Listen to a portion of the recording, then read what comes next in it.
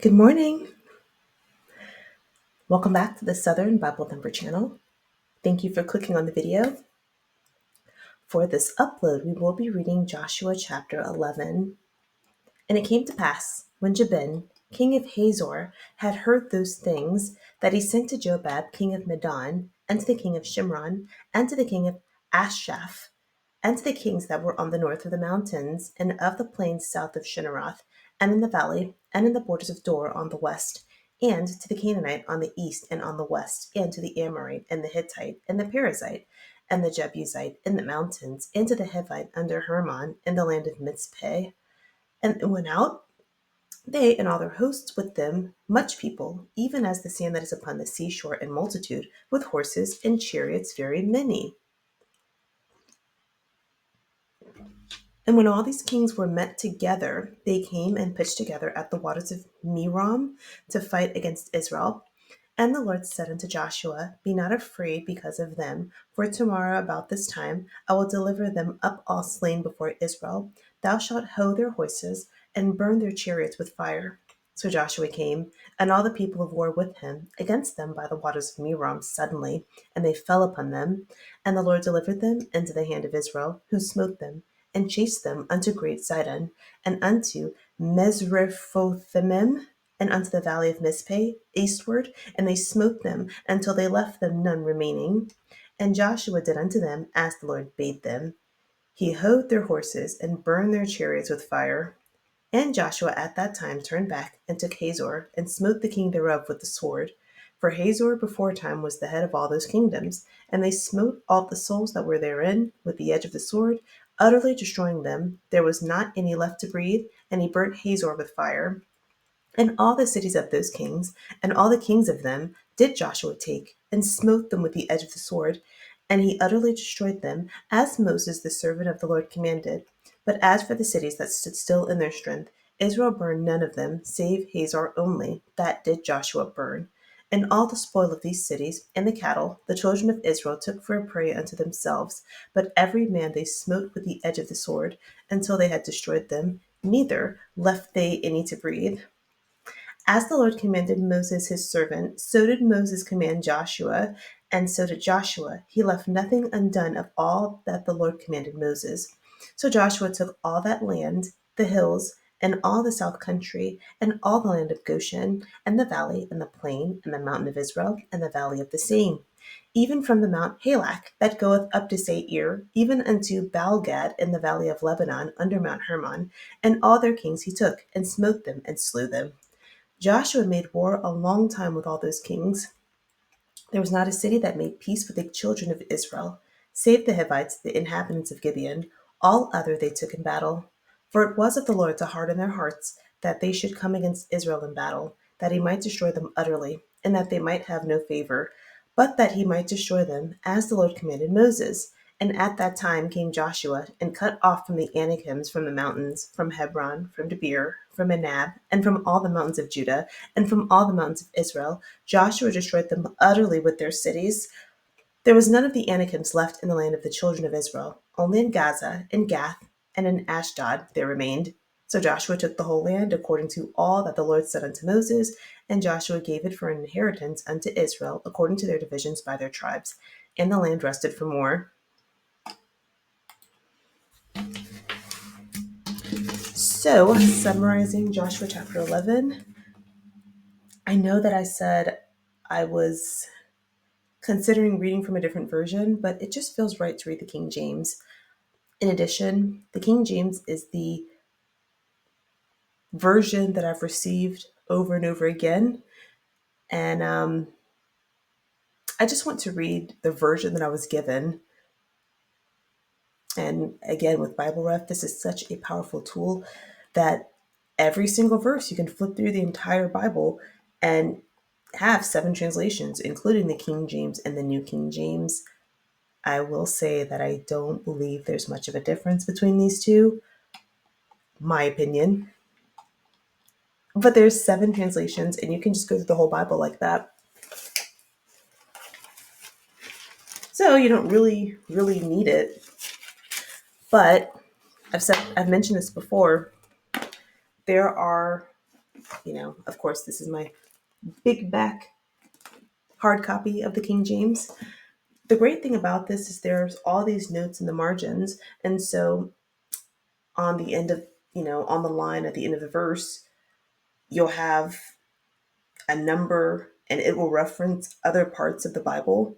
So sometimes you'll have in the chapter you're talking about, something is being referenced, and in the next chapter, chapter 12, it's going to be sort of like an epic catalog where the Bible is detailing from verse 1 to verse 7 the kingdoms that Israel defeated before they crossed Jordan. So this is going to start referencing Numbers chapter 21, and then when you get to, from the rest, it will be, or the rest of the chapter will be detailing what Joshua conquered at when he became leader and after Israel crossed Jordan. So what was I going to say? Yes. So when in chapter 12, when you're reading verse 1 through 7, you'll see in the margins Number chapter 21, then Deuteronomy chapter 2, because this is referencing the other times that this instance was mentioned. And that's the only disadvantage to an online resource, is that you don't have those same footnotes, or maybe they're there. I just haven't seen one yet. But the resource that I'm using is this one, BibleGateway.com, which I only read from, BibleRef.com, which again has the multiple versions on the screen at the same time. I use this resource just as much as I use the hard copy of the Bible. And this one is the Interlinear Bible, Bible Hub. And the Interlinear just shows the Hebrew translation. That's what these characters are. And then, of course, Merriam-Webster.com.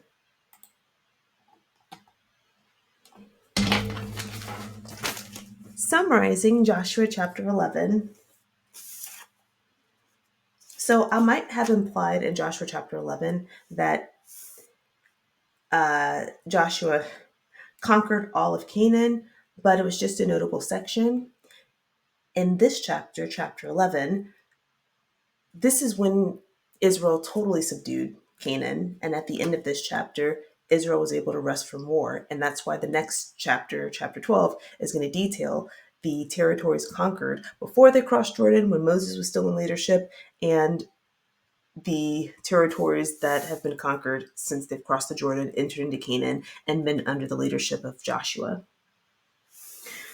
The king of Hazor heard of Israel's recent activity and sent word to several other Canaanite kingdoms. These people together combined their massive armies, intending to war with Israel. So in verse 6, God speaks to Joshua, and we see those quotes there. So the Lord said to Joshua, so this is God speaking. So he says, don't be afraid of these combined armies. I will give you victory. I want you to hamstring or hew their horses and burn their chariots with fire. So to hew or hoe, it's an antiquated term, and it means to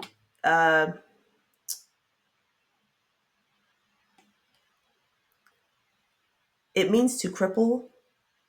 But because it's such an antiquated term, that's why I had to click on hamstring.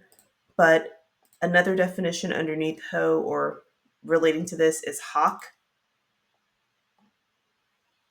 To forcefully spit out, but I thought that wasn't a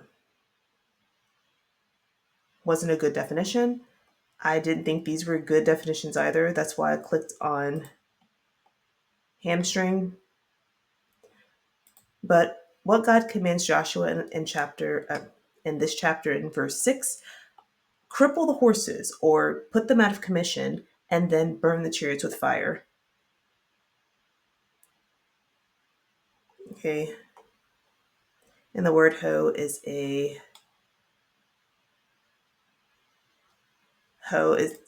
just an antiquated term.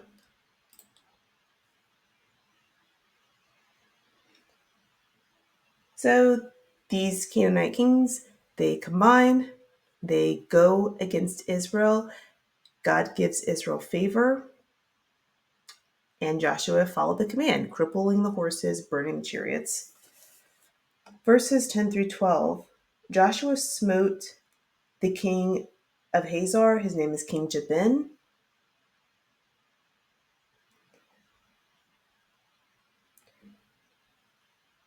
King Jabin, or the king of Hazor, he is the leader, or he was the ringleader to bring all of these other kings together against Israel. It was his idea.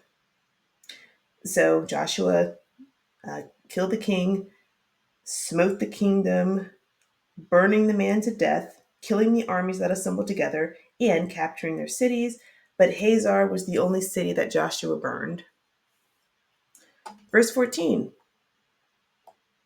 Israel took valuables, cattle, and followed all the directions given by Moses. Joshua then gained control of all the conquered territories. Verse 18 says that the war lasted a long time, and only the Hivites that lied.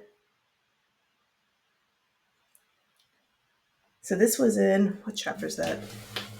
But the tribe of Gibeon, or the people that were living in Gibeon, they made a treaty.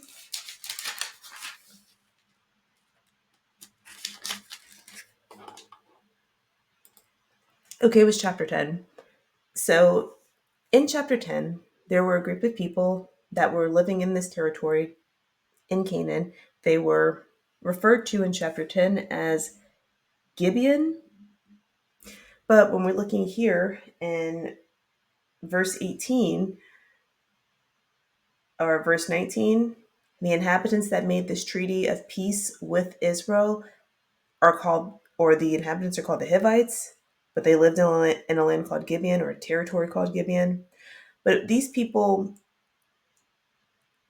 dressed up like they were poor and like they didn't have anything, and told Israel, "Hey, we want to we want to make an agreement of peace with you because we heard about your reputation."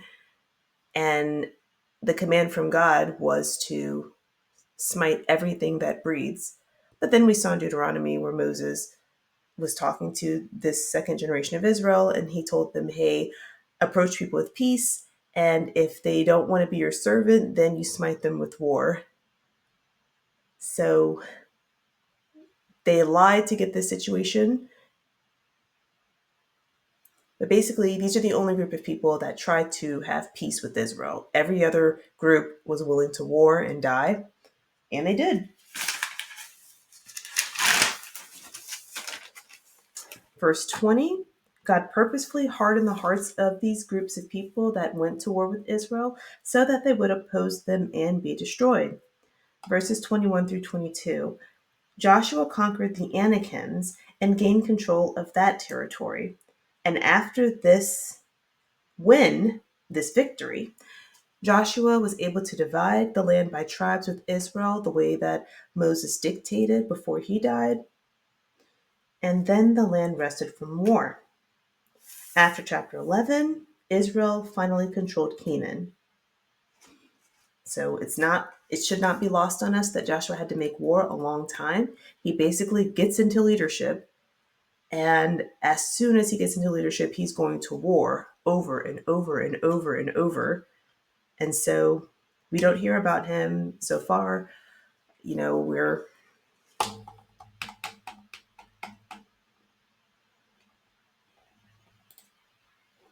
There's 24 chapters, so we're nearly halfway, and we've only seen Joshua going to war. So that is all that I have for Joshua chapter 11. Thank you so much for clicking on the video. I love you. I have to be I'm a person that wears contacts and glasses. I really need them to see. And I go to sleep with my contacts. I know it's not a great idea. And it's not a great idea to do. But being able to see when you first wake up is a blessing that you'll never understand unless you have had to wear glasses. So it's great waking up being able to see. And then I have clear glasses, so sometimes I need my glasses to find my glasses. Thank you so much for clicking on the video. I love you. I love you. I love you. I love you. And I know that you love me too. I know you love me too. And I'm not even going to be petty. I love you back. I love you first because Jesus loved me and I didn't deserve it. So I can love people despite how they feel about me. But you feel good about me though. So it's not even hard to love you. Me and you are going to have a wonderful day. Goodbye.